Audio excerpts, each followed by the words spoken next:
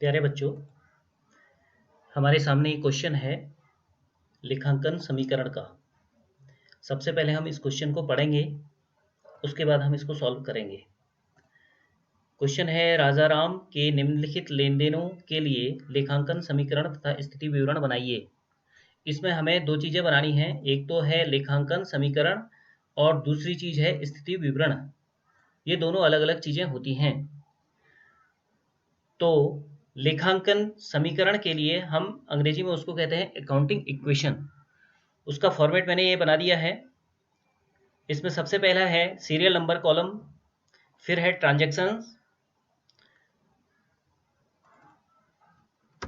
Transactions के बाद है एसेट्स और बीच में इक्वल टू का साइन है। उसके बाद है लायबिलिटीज प्लस कैपिटल। ये बराबर का साइन का मतलब होता है एसेट्स किसके बराबर होगी, लायबिलिटीज प्लस कैपिटल के बराबर होगी। तो इस प्रकार से अकाउंटिंग इक्वेशन का फॉर्मेट है और इसमें कॉलम हमारे क्वेश्चन की आवश्यकता अनुसार बनते जाते हैं।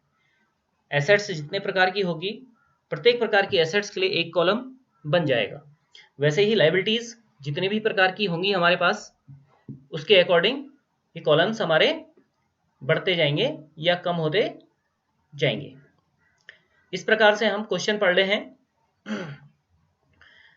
और उसके बाद दूसरा है स्थिति विवरण बनाइए। स्थिति विवरण का फॉर्मेट मैंने ये नीचे बनाया है। Balance sheet of Raja Ram as at करके लिखा है। एज एट का मतलब होता है इधर पे हम डेट लिखेंगे, ईयर लिखेंगे, किस ईयर के लिए ये बनाया जा रहा है। तो इसके बाई साइड में लायबिलिटीज प्लस कैपिटल लिखा है और फिर उसके बाद अमाउंट, फिर उसके बाद जो राइट साइड में है एसेट्स और फिर अमाउंट। ये बैलेंस शीट का फॉर्मेट है। स्थिति विवरण को अंग्रेजी में बैलेंस शीट कहते हैं। तो इस प्रकार से हम सबसे पहले अकाउंटिंग इक्वेशंस बनाते हैं। तो शुरू करते हैं। पहला जो ट्रांजैक्शन है, 1,20,000 रुपये लगाकर व्यापार आरंभ किया। सीरियल नंबर 1, 1,20,000 रुपये लगाकर बिजनेस स्टार्ट किया है, तो हम लिख देंगे बिजनेस स्टार्टेड।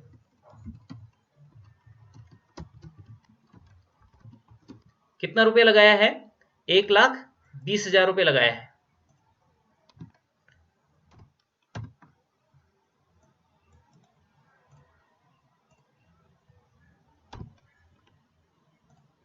कैश हमारे पास आई, कैश हमारी बढ़ जाएगी। बिजनेस स्टार्टेड 1,20,000 रुपये। ये व्यवसाय के मालिक ने बिजनेस को स्टार्ट करने के लिए लगाई है, तो बिजनेस में कैश आई है, रोकड़ के रूप में लगाई है, तो 1,20,000 रुपये हमारी संपत्ति हो गई है। और दूसरा क्या प्रभावित होगा, बिजनेस के ऑनर को अब ये 1,20,000 रुपये वापस करने होंगे। किस रूप में, कैपिटल के रूप में। ये एक प्रकार से बिजनेस के ऊपर कर्जा है बिजनेस के मालिक का, 1,20,000 रुपये। इसलिए हम इसको लायबिलिटी दिखाते हैं, लायबिलिटीज में कैपिटल के रूप में इसको दिखाते हैं। कि लायबिलिटीज का मतलब ये होता है कि हमने किसी को देना है, हमने का मतलब है बिजनेस ने किसी को देना है। तो पहला ट्रांजैक्शन हो गया। अब दूसरा ट्रांजैक्शन देखते हैं। दूसरा है कार्यालय के लिए 8,000 रुपये का टाइपराइटर खरीदा। तो टाइपराइटर परचेज्ड,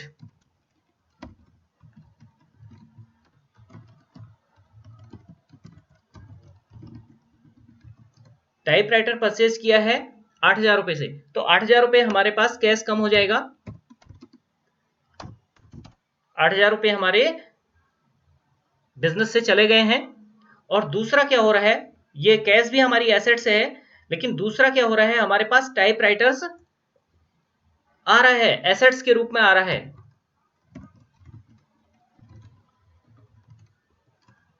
टाइपराइटर्स हमारा आ रहा है, तो वो हमारी एक संपत्ति हो गई, 8,000 रुपये की संपत्ति के रूप में हम उसको दिखाएंगे एसेट्स के कॉलम में। एसेट्स में हमारा एक कॉलम बना दिया है टाइपराइटर, तो ये 8,000 रुपये हमारा टाइपराइटर हो गया। इस प्रकार से हमारे दो ये ट्रांजैक्शन हो गए हैं। अब हम क्या बनाएंगे, न्यू इक्वेशन। न्यू इक्वेशन माने नया समीकरण। नया समीकरण का मतलब है इसमें से 1,20,000 रुपये में से 8,000 हमने माइनस कर दिए, तो 1,12,000 रुपये हमारे पास अब बचे हैं। और दूसरा यहाँ पे कुछ नहीं है, इनको हम 0 0 भी कर सकते हैं, कुछ है नहीं हमारा ट्रांजैक्शन।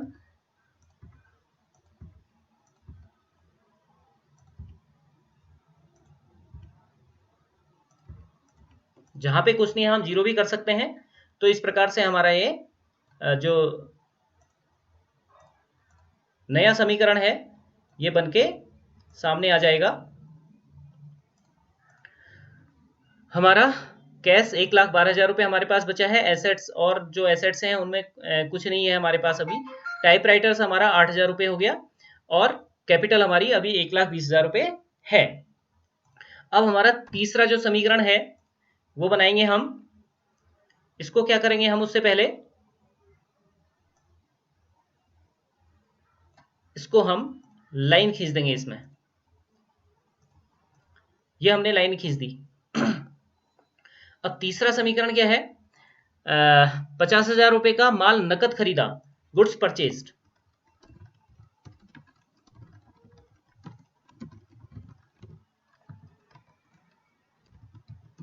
कितने रुपए का खरीदा है, 50,000। तो जब 50,000 का हमने गुड्स खरीदा है तो इसका मतलब है हमारे बिजनेस में 50,000 रुपए कम हो जाएंगे, क्योंकि हमारी जेब से पैसा गया है। तो गुड्स खरीदा है तो पैसा हमारा गया है। और दूसरा क्या, गुड्स के रूप में हमारे पास आ रहा है, गुड्स को हम स्टॉक करके दिखा देते हैं।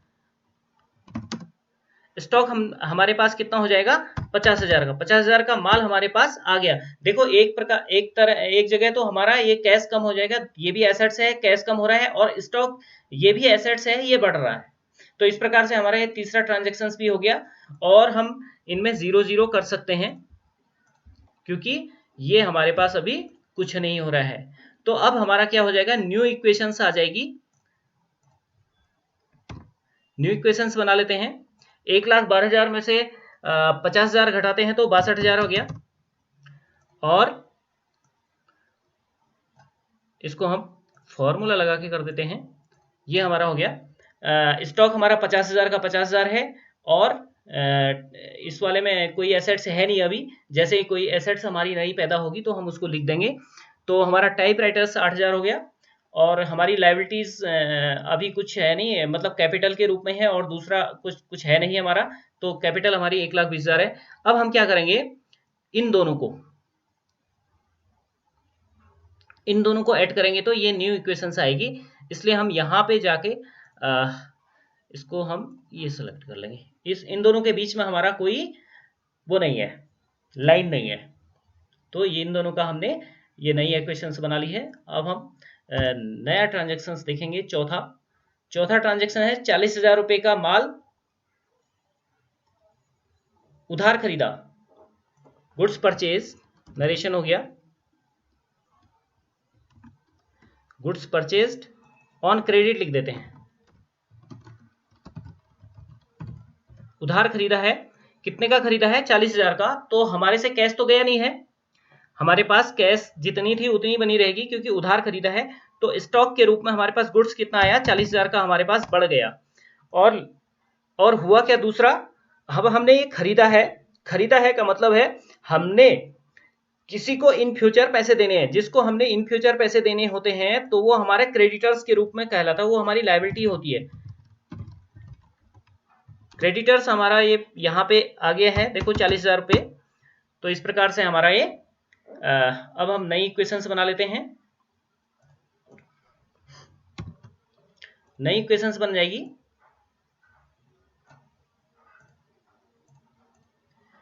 ये 62,000 का 62,000 ही है, इसमें कोई प्रभाव नहीं पड़ा है कैश में। और स्टॉक हमारी बढ़ गई है, पहले 50,000 थी, फिर 40,000 हमने अभी खरीदा है, तो 90,000 का स्टॉक हो गया हमारे पास।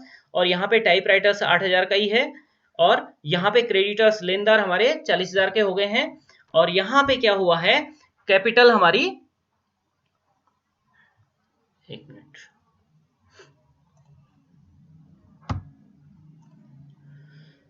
कैपिटल हमारी 1,20,000 ही है, इस पे कोई प्रभाव नहीं पड़ा है। तो अब क्या करेंगे हम, इन दोनों को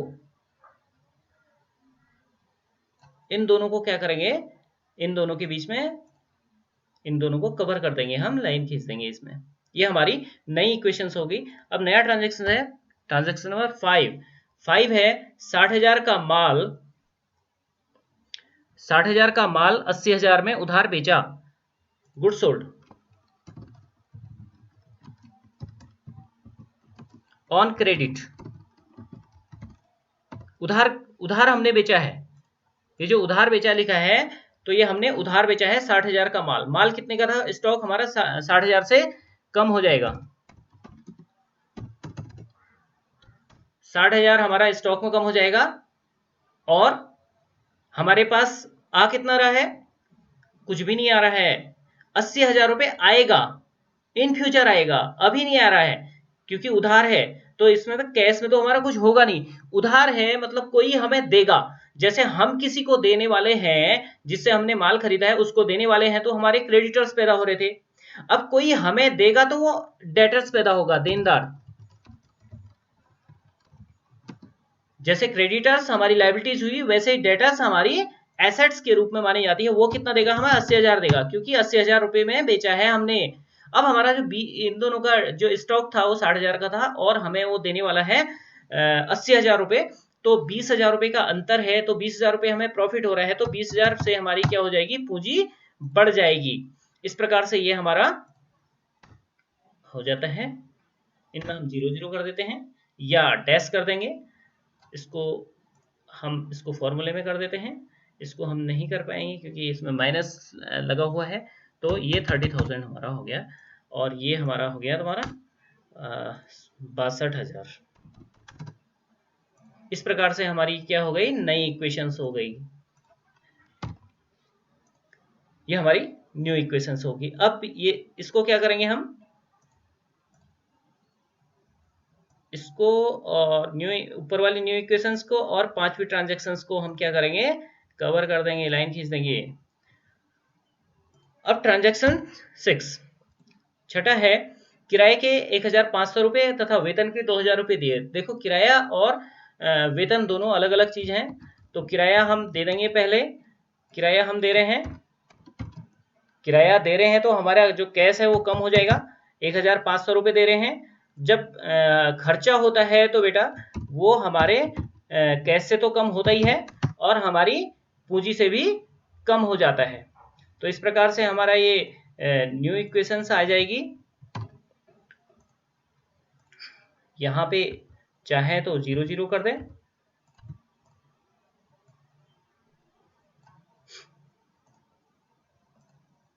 इनमें कोई अंतर नहीं पड़ा है, जो बीच में मैंने कर दिया है। अब ये 62,000 में से 1,500 हम घटाते हैं तो 60,500 हो गया। और इधर पे 1,40,000 में से 1,500 हम घटाते तो 1,38,500 हो गया। ये हमारी नई इक्वेशंस बन गई। इस प्रकार से हम इसको इसके इन दोनों के बीच में लाइन खींच देते हैं। अब हमारे सातवां जो ट्रांजेक्शन है, छठे का ही एक ट्रांजेक्शन है, उसमें मैं 7वां नंबर डाल दे रहा हूं। चलो इसमें 6 1 कर देता हूं, 6 का 1 और इसमें 6 का 2।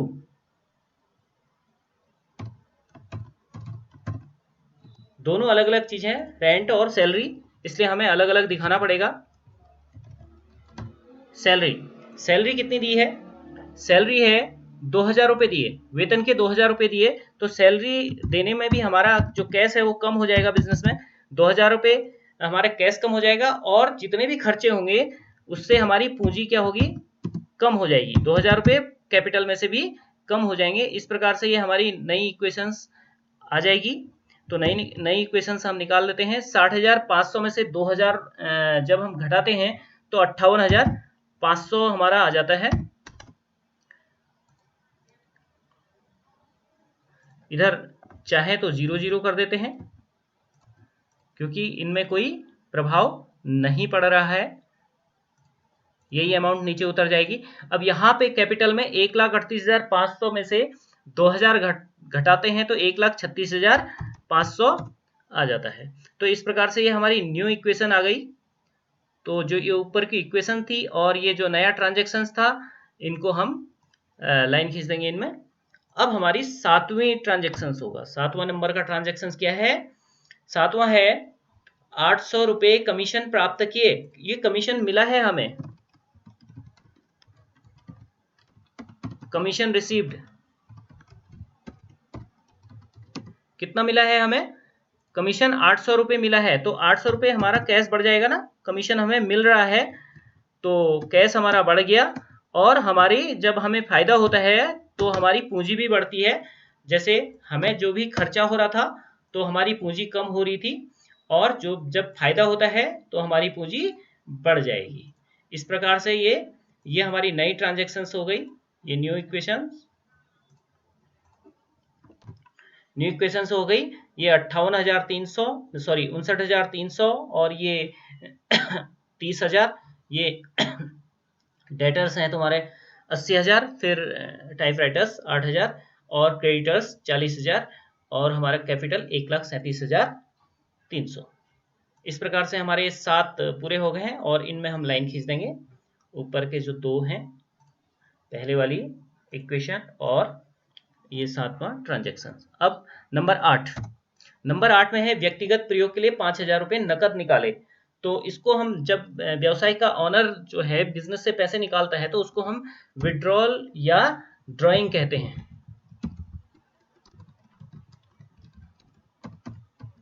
ड्राइंग फॉर पर्सनल यूज, अपने किसी भी खर्चे के लिए निकाल लेता है, क्योंकि व्यवसाय का जो मालिक है वो भी व्यक्ति है, उसका भी घर परिवार बीवी बच्चे सब होते हैं।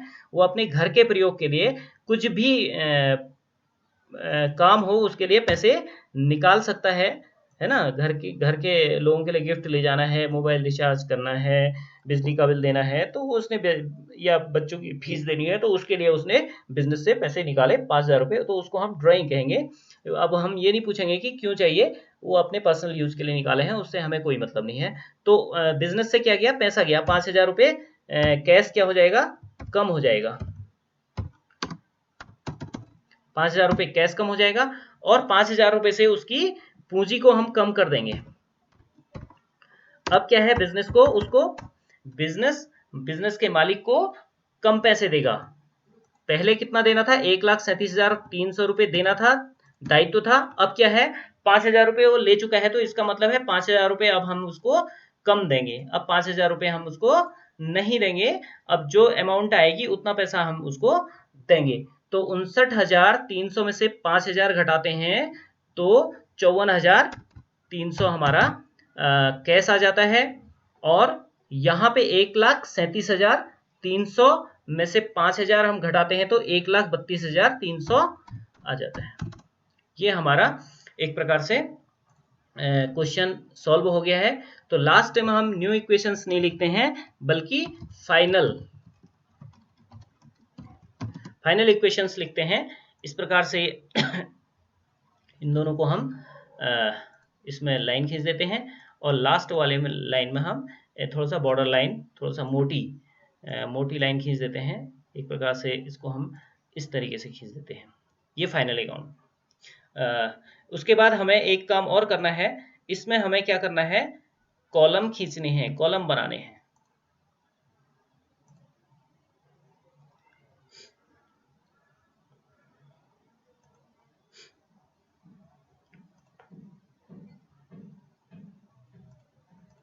ये कॉलम बना दिया हमने। अब हमें एक चीज और करनी है इसमें, ये तो हमारा लेखांकन समीकरण तैयार हो गया है। अब हमें स्थिति विवरण भी तैयार करना है। इसमें लिखा है स्थिति विवरण बनाइए। स्थिति विवरण, इसको हम क्या कहते हैं, बैलेंस शीट कहते हैं। तो बैलेंस शीट का मैंने फॉर्मेट ये बना रखा है, ये बैलेंस शीट का फॉर्मेट है। तो इसमें बाएं पक्ष में मैंने लिखा है लायबिलिटीज प्लस कैपिटल, फिर रुपीज का साइन है, फिर दाहिने पक्ष में एसेट्स और फिर रुपीज का साइन है। तो हम क्या करेंगे, सबसे पहले लायबिलिटी साइड को हम कल लिख लेंगे। लायबिलिटी साइड में लायबिलिटीज में क्या क्या है, एक क्रेडिटर्स है और दूसरा कैपिटल है। तो क्रेडिटर्स को हम पहले लिख देते हैं। क्रेडिटर्स कितने के हैं, जो फाइनल अमाउंट है उसकी वो लिखेंगे 40,000, ये नीचे लिखी गई है 40,000। और एसेट्स क्रेडिटर्स के बाद क्या है, ये कैपिटल में कौन सी अमाउंट लिखेंगे, जो कैपिटल में फाइनल अमाउंट है। ये कैपिटल में ये वाली फाइनल अमाउंट है 1,32,300। तो ये हमने लिख दिया। अब एसेट साइड में जाएंगे। एसेट साइड में सबसे पहले कैश लिख देते हैं। कैश कितनी है,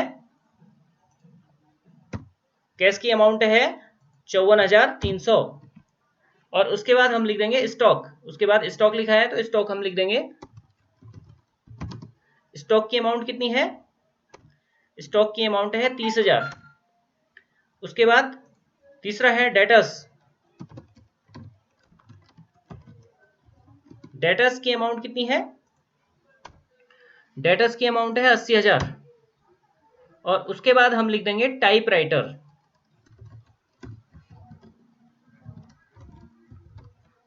टाइपराइटर की अमाउंट है 8,000।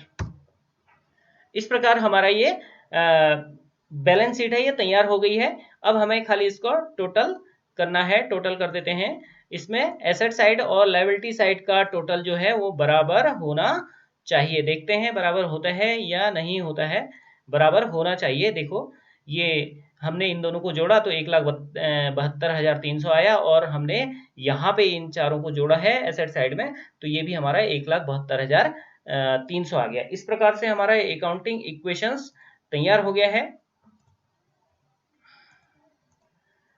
और ये हमारा क्या है, बैलेंस शीट तैयार हो गई। दोनों अलग अलग क्वेश्चन है, मतलब अलग अलग चीजें हैं। अकाउंटिंग इक्वेशन अलग चीज है और बैलेंस शीट अलग चीज है। ये आपने एक नया इसमें सीखा। Thank you.